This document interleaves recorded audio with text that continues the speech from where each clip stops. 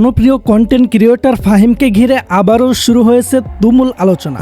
দীর্ঘদিন কারাগারে থাকার পর এবার নীরবতা ভাঙলেন তার স্ত্রী মানজিয়া চৌধুরী। সামাজিক যোগাযোগ মাধ্যমে দেওয়া এক আবেগঘন পোস্টে তিনি লিখেছেন, আর কি করলে আমাদের মুক্তি দেবেন? ফাহিমকে ফাঁসি দিলেই কি আপনাদের উদ্দেশ্য পূরণ হবে?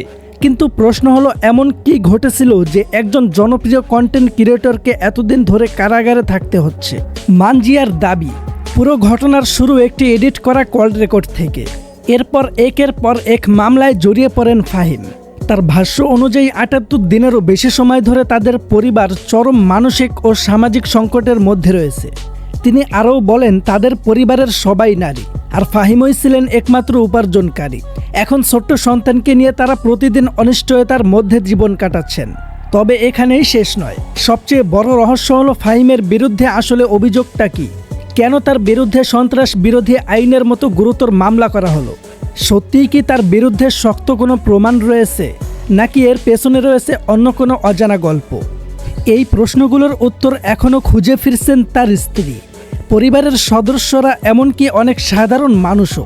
এদিকে সংশ্লিষ্ট কর্তৃপক্ষের পক্ষ থেকেও এখনও পর্যন্ত বিস্তারিত কোনো ব্যাখ্যা আসেনি। ফলে সামাজিক যোগাযোগ মাধ্যমে তৈরি হয়েছে দুই ধরনের মতামত।